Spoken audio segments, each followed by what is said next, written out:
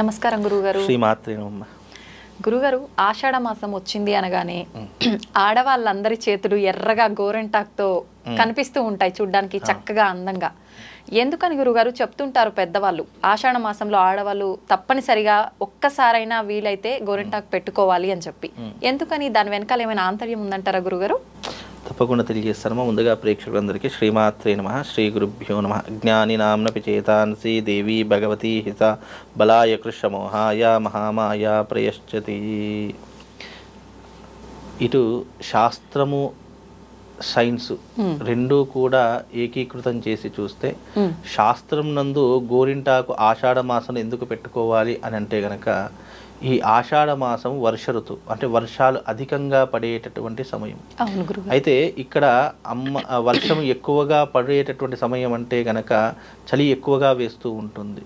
అయితే ఇక్కడ ఇటు సైన్స్కి ఇటు ఆరోగ్య సూత్రాలకు రెండుటికి కూడా ఏకీకృతమైనటువంటిదే ఈ ఆషాఢ మాసంలో ఆడవాళ్ళు గోరింటాకు పెట్టుకోవాలి అనేటటువంటి అంశము పుట్టింది. అయితే ఈ గోరింటాకు పెట్టుకోవడం ద్వారా మనిషిలో ఉన్నటువంటి వేడిని తగ్గించేటటువంటి లక్షణాలు కలిగినటువంటిది గోరింటాకు.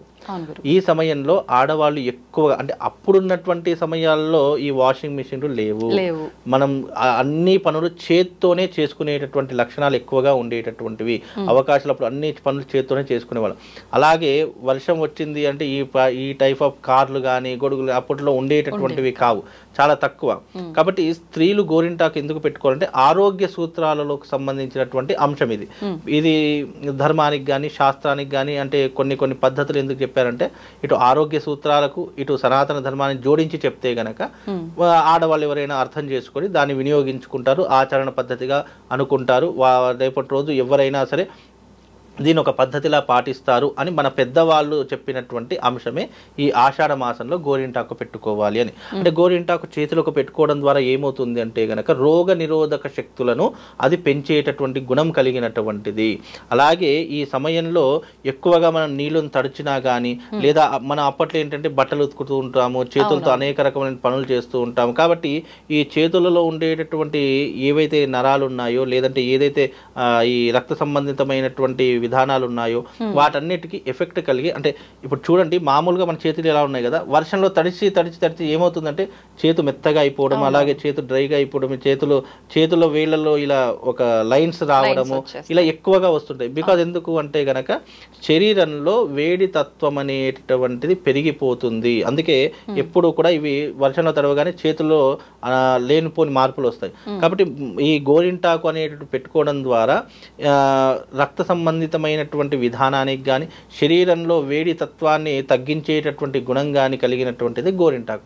కనుక ఈ గోరింటాకు అనేటువంటి ప్రతి ఒక్క స్త్రీ ఈ ఆషాఢ మాసంలో పెట్టుకోవాలి. అలాగే గోరింటాకు ఎర్రగా పండితే మంచి భర్త వస్తారని కూడా చెప్తూ ఉంటారు. అయితే ఈ విషయం ఏంటి అంటే కనుక గోరింటాకు పెట్టుకోవడం ద్వారా ఆరోగ్యం అనేటటువంటిది బాగుంటుంది. అలాగే గోరింటాకు పెట్టుకోవడం ద్వారా కూడా కొన్ని రోగ నిరోధక శక్తులు కూడా మన శరీరంలో పెరిగే అవకాశాలు ఉంటాయి. కాబట్టి మగవాడి కంటే స్త్రీలలో ఏదైనా జబ్బు వచ్చినా, ఏదైనా రోగం వచ్చినా, లేదంటే ఏదైనా ఇబ్బంది వచ్చినా తొందరగా సిక్ అయిపోతూ ఉంటారు. అంటే మగవాడికి ఉన్నటువంటి శక్తి ఆడవాళ్ళకు ఉండదు. అందుకే ఇలాంటి గోరింటాకు పెట్టుకోవడం ద్వారా రోగ నిరోధక శక్తి పెరిగి ఏదైనా చిన్నపాటి జలుబు వచ్చినా, జ్వరం వచ్చినా, ఏది వచ్చినా, ఎందుకంటే చలికాలం వచ్చింది అంటే కానీ చాలు ఎక్కడ పెళ్ళిన రోగాలన్నీ వస్తుంటాయి. జ్వరము, తలనొప్పి, దగ్గు, జలుబు ఇలాంటివి ఎన్నో రకాలు. కాబట్టి అలాంటివి రాకుండా ఉండడానికి ఈ గోరింటాకు అనేటటువంటిది పెట్టుకోవడం ద్వారా రోగ నిరోధక శక్తి పెరిగేటటువంటి లక్షణాలు కలిగినది. కాబట్టి ఇది ఆరోగ్య సూత్రానికి సంబంధించింది. ఇక్కడ దైవిక పరంగా అని చెప్పుకోవడానికి అంటే పెట్టుకుంటే బాగుంటుంది, పెట్టుకోకపోతే నువ్వు తీసుకోవాల్సిన జాగ్రత్తలు తీసుకొని నువ్వు సేఫ్టీగా ఉంటే సరిపోతుందమ్మా. ఇప్పుడు మంచి మొగుడు వస్తారు అనేది నిజమేనా గురుగారు? లేదమ్మా, అదంతా అంటే మూఢనమ్మకం కాదు, అది ఒక అపోహ అనేటటువంటి కాదు. కానీ ఈ ఎర్రగా పండితే మంచి మొగుడు వస్తాడు, పండకపోతే మంచి మూడు రాడు అనేటటువంటిది ఇక్కడ ఏమీ చెప్పలేదు. అవి మనం సృష్టించుకున్నటువంటివి.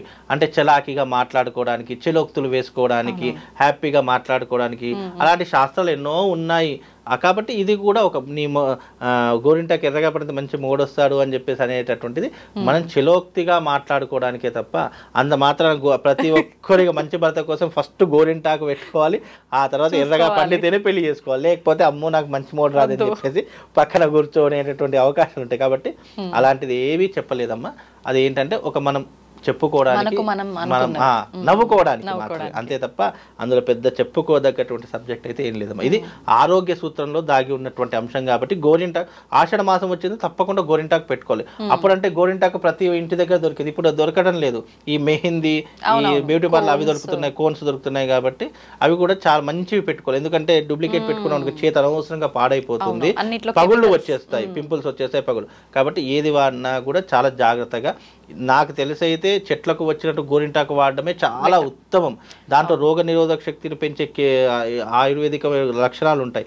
ఇప్పుడు వచ్చేటటువంటి అన్ని కెమికల్స్ తో కూడుకున్న ఉన్నాయి, లేనిపోనివన్నీ తగిలేటటువంటి అంటే స్కిన్ ఇబ్బంది పడేటటువంటి ఎలర్జీ వచ్చేసేటువంటి అవకాశాలు ఉంటాయి. కాబట్టి కొంచెం జాగ్రత్తగా చెట్లకు సంబంధించిన గోరింటాకే పెట్టుకో, దాన్నే గోరింటాకు అంటారు. ఇవన్నీ కూడా ఆర్టిఫిషియల్ గా ఉన్నాయి, న్యాచురల్ గా పెట్టుకోవాలంటే అదే పెట్టుకోవాలి. అప్పట్లో అలాగే పెట్టుకునేటటువంటి వాళ్ళు. కాబట్టి అప్పటి ఆడవారికి ఇప్పటి ఆడవారికి చాలా డిఫరెన్స్ ఉంది. అప్పట్లో పద్ధతులు అన్నీ పాటించేవారు కాబట్టి చాలా గట్టిగా దృఢంగా ఉండేటటువంటి వారు. ఎలాంటిదైనా సరే కానీ ఎదుర్కొనేటటువంటి శక్తి సామర్థ్యం వాళ్ళ దాంట్లో ఉండే. అంటే రోగాన్నైనా సరే, జ్వరాన్నైనా సరే.